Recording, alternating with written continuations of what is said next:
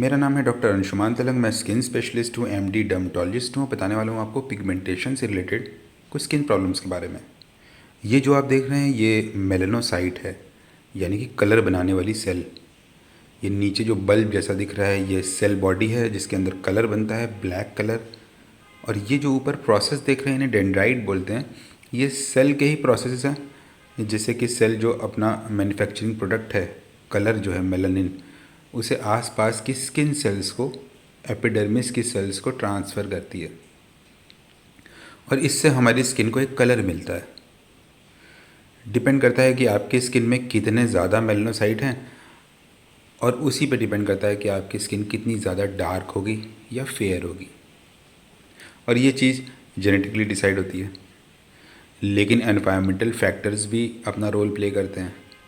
अब बहुत सारी मेलानोसाइट्स अगर आपके स्किन में अंदर हैं और अगर आप बहुत ज़्यादा धूप में जा रहे हैं तो ये बहुत ज़्यादा कलर बनाएंगी, जिसे हम मेलानिन कहते हैं, और आपकी स्किन बहुत ज़्यादा टैन होगी। पर अगर बहुत ज़्यादा ब्लैक कलर वाली सेल्स हैं आपके बॉडी में, लेकिन आप धूप में कम जाते हैं तो कलर कम बनेगा और आपकी स्किन फिर भी रिलेटिवली उतनी डार्क नहीं होगी।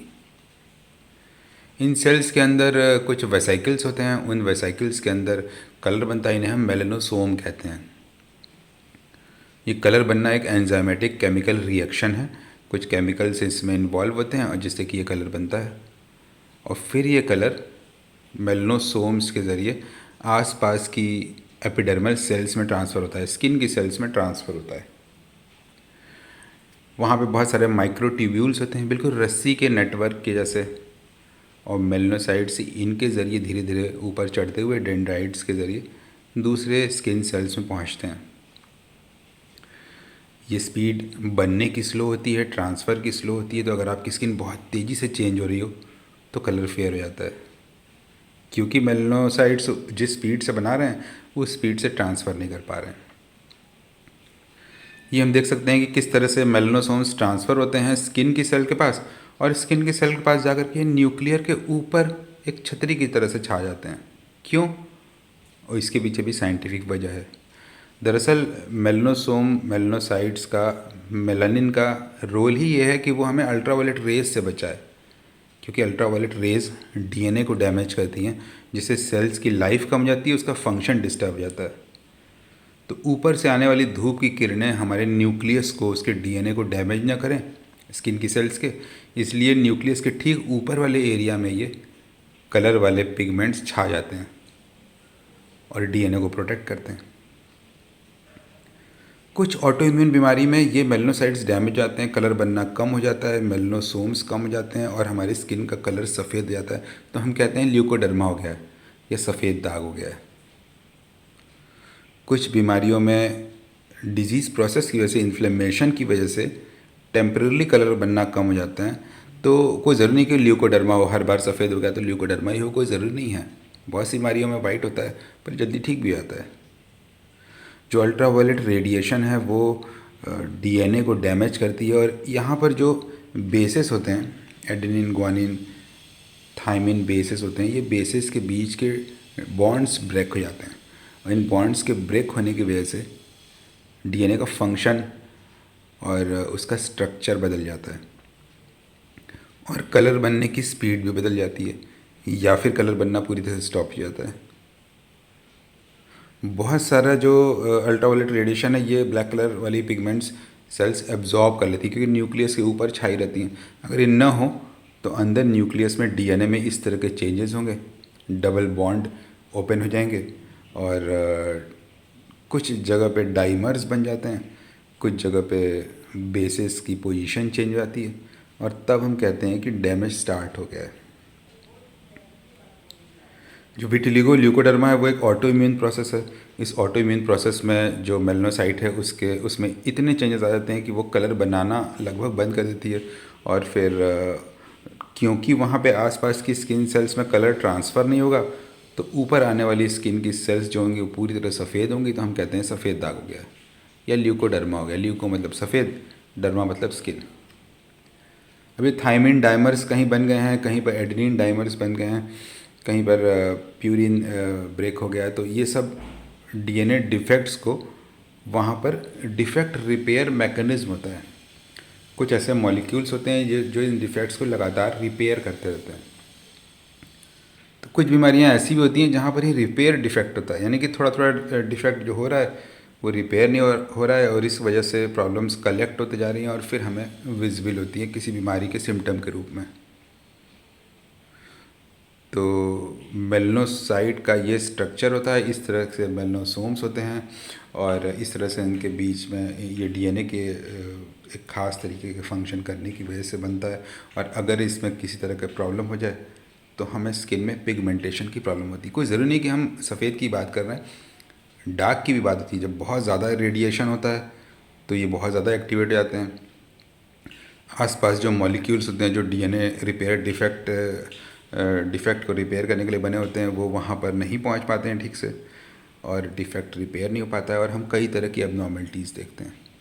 तो सफ़ेद निशान स्किन में डर्मेटोलॉजी में कई बीमारियों में होता है। दर्जनों ऐसी बीमारियां जिसमें स्किन सफ़ेद हो जाती है। कोई ज़रूरी नहीं कि आपको वो सफ़ेद दाग हुआ हो, या आपको कुष्ठ रोग हुआ हो, या आपको कोई और चीज़ हो सकता है कुछ और भी चीज़ हो।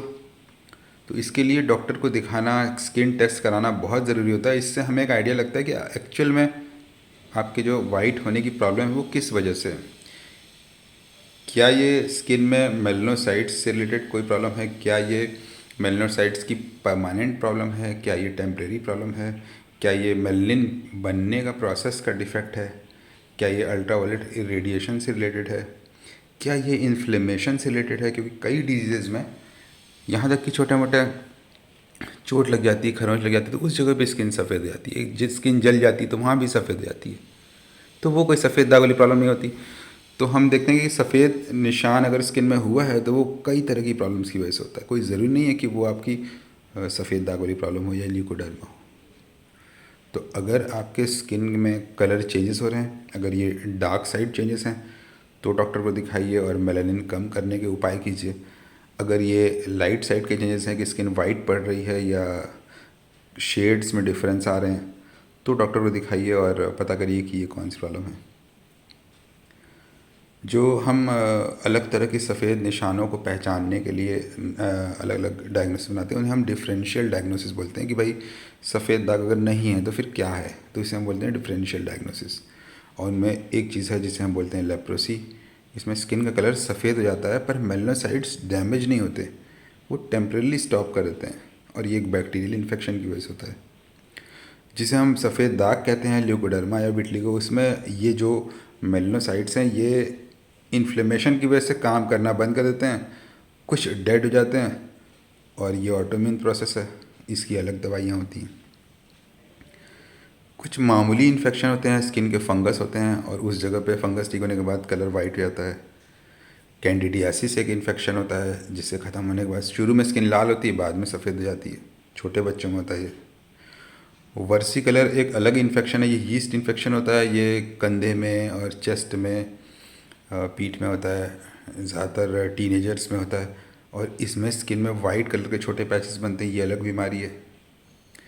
कुछ निशान जेनेटिक होते हैं, जन्म से होते हैं, हम उन्हें नीवस बोलते हैं। कि भाई डीएनए में ही कुछ ऐसा स्ट्रक्चरल चेंज हुआ गया था जिसकी वजह से कलर नहीं बन रहा है, पर आसपास की मेलनोसाइट्स अगर नॉर्मल है तो वो थोड़ा एक्स्ट्रा कलर बना के उस एरिया को कवर कर लेंगी और निशान दिखने में बंद हो जाएगा। कभी कभी चोट की वजह से होता है, कभी कभी एब्रेजन की वजह से, फ्रिक्शन की वजह से स्किन वहाँ की वाइट हो जाती है, और वो हम ठीक कर सकते हैं। कहीं कहीं पे स्कार होते हैं, और ये स्कार का टेक्सचर, शाइनिंग एक अलग टाइप की होती है। कभी भी एकदम नॉर्मल जैसे मैच नहीं करते, थोड़ा डिफरेंस दिखता ही है। स्ट्रेच मार्क में भी स्कार बन जाते हैं, और इनका कलर क्योंकि बगल की स्किन से डिफरेंट होता है इसलिए दिखते रहते हैं। तो स्किन का लाइट हो जाना, वाइट हो जाना और डार्क हो जाना भी बहुत सारे रीजंस की वजह से होता है। तो अगर आपको कहीं भी ऐसे स्किन में टेक्सचरल डिफरेंस दिख रहे हो, कलर में डिफरेंस दिख रहे हो, तो अपने डॉक्टर के पास जाइए, उनसे चेकअप कराइए, और वो आपको बताएंगे कि आपकी प्रॉब्लम किस तरह की प्रॉब्लम है। हमने देखा कि कई बार जो ज़रा सा भी वाइट हो जाती है स्किन तो लोग डरने लग जाते हैं कि अब सफ़ेद दाग हो गया है। बहुत छोटे छोटे से पैचेस होते हैं, कहीं नाखून भी लग गया हल्का सा वाइट हो गया तो लोग बहुत पैनिक हो जाते हैं कि सफ़ेद दाग शुरू हो गया। और स्पेशली इसकी एक और भी वजह होती है, अगर फैमिली हिस्ट्री है, अगर किसी को फैमिली में है तो लोगों को डर ज़्यादा होता है कि अब तो मुझे होगा ही, लेकिन ऐसा नहीं है। जो जेनेटिक कंपोनेंट है विटिलिगो में, ल्यूकोडर्मा में बहुत कम है, वो 10-5% से भी ज़्यादा कम है। इसलिए अगर 100 में से मैं 100 विटिलिगो के पेशेंट से अगर मैं पूछूँ कि क्या आपकी फैमिली में किसी को है, तो 90 या 95 लोग ये कहेंगे कि नहीं है, फर्स्ट टाइम हुआ है। तो जेनेटिक कंपोनेंट है पर बहुत फीबल है। कुछ एनवायरमेंटल फैक्टर्स भी हैं, बहुत सारे इसके पीछे एक कॉम्प्लिकेटेड इटियोलॉजी हम लोग बोलते हैं, यानी कि जो रीज़न है बीमारी के डेवलप होने का वो बहुत कॉम्प्लिकेटेड है। और हर सफ़ेद होने वाली प्रॉब्लम या हर स्किन की लाइटनिंग सफ़ेद दाग या ल्यूकोडर्मा या कुष्ठ रोग, लेप्रोसी नहीं होती है। दर्जनों ऐसी प्रॉब्लम्स होती हैं, बहुत सारी ऐसी बीमारियां जिनके मैं भी नाम नहीं लिए क्योंकि बहुत सारे कॉम्प्लेक्स नाम से वीडियो भी बड़ा बोरिंग हो जाएगा। बहुत सारी ऐसी बीमारियां जिसमें कि सफ़ेद निशान बन जाते हैं स्किन में, और बहुत सारी इसमें से ट्रीटेबल होती हैं, बहुत सारी आसानी से ठीक हो जाती हैं, बहुत सारे इन्फेक्शंस होते हैं जो बहुत ईजीली ठीक होते हैं। तो अगर आपके स्किन का कलर लाइट हो रहा हो तो बिल्कुल भी टेंशन लेने की ज़रूरत नहीं है। और अगर डॉक्टर ने आपको कहा कि हाँ आपको विटिलिगो है, ल्यूकोडर्मा है, तो भी टेंशन लेने की ज़रूरत नहीं है। अब बहुत सारी नई नई दवाइयाँ आ गई हैं, बहुत सारी नई चीज़ें आ गई हैं, हम लोग सारी चीज़ों को ठीक करते हैं। अगर मेडिसिन से नहीं ठीक होने वाली हैं तो सर्जरी हैं, लेज़र्स हैं, उस तरीके से ठीक करते हैं। तो मेलेनोसाइट जो कलर बनाने वाली सेल्स होती हैं स्किन में, और ये स्किन में नहीं, हेयर में भी होती हैं, हेयर रूट में, और इन्हीं की वजह से हमारे बाल भी काले होते हैं, और इनका अगर कुछ डिफेक्ट हो तो बाल भी ग्रे होने लगते हैं, वाइट होने लगते हैं। तो अगर आपके बाल अब नॉर्मल तरीके से वाइट होने शुरू हो गए हैं कम एज में, अगर आपकी स्किन में अब नॉर्मल तरीके से पैचेस बन रहे हैं, लाइट हो रही है स्किन, तो आपको अपने डर्मेटोलॉजिस्ट से मिलना चाहिए, कुछ टेस्ट कराना चाहिए, ये पता करने के लिए आखिरकार क्या वजह है, क्यों हमारे स्किन में नॉर्मल तरीके से मेलनोसाइट्स वर्क नहीं कर रही हैं, मेलनोसोम्स नॉर्मल तरीके से बन नहीं रहे हैं, या फिर वो स्किन में या हेयर की सेल्स में ट्रांसफ़र नहीं हो रहे हैं। क्या ये ट्रांसफ़र का डिफ़ेक्ट है, क्या ये सिंथेसिस का डिफ़ेक्ट है, क्या ये रॉ मटेरियल अवेलेबिलिटी का, कुछ विटामिन्स की कमी का डिफ़ेक्ट है, डाइट का डिफ़ेक्ट है। और ये सारी चीज़ें हमें कुछ स्पेसिफिक टेस्ट होते हैं डिजीज़ वाइज, जिनसे हमें पता चल जाता है कि एक्चुअल डायग्नोसिस क्या है। तो डिफरेंशियल डायग्नोसिस का मतलब कि दर्जनों ऐसी पॉसिबिलिटीज़ हैं जबकि आपकी स्किन या हेयर का कलर चेंज हो रहा हो, और एक्चुअल डायग्नोसिस का मतलब है कि हम कंफर्म कर सकते हैं टेस्ट के ज़रिए कि क्यों आपको ये प्रॉब्लम हो रही है। तो विटिलिगो के बहुत ज़्यादा इंडिया में केसेस होते हैं जहाँ स्किन में सफ़ेद हो जाता है, और ये कोई बीमारी नहीं होती है, कोई प्रॉब्लम ही नहीं होती है पेशेंट को, व्यक्ति पूरी तरह से स्वस्थ होता है। पर आसपास के लोगों को, समाज को इससे बड़ी प्रॉब्लम होती है, और यही प्रॉब्लम सबसे बड़ी प्रॉब्लम की जड़ बन जाती है।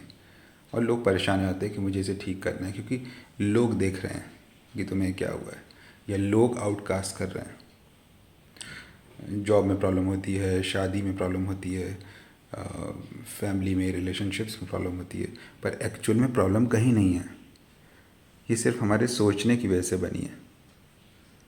अगर आपको ल्यूकोडर्मा या इस तरह की वाइट स्पॉट की प्रॉब्लम है तो आप मुझसे कंसल्ट करिए। जो हमारा कॉन्टैक्ट नंबर है वो चैनल में जब आप जाएंगे तो ऊपर लेफ़्ट में ब्लू पट्टी में दिखेगा आपको। इस पे आपको व्हाट्सएप करना है, अपने स्किन के रिलेटेड पिक्चर्स भेजने हैं, अपनी प्रॉब्लम के बारे में डिटेल बताना है।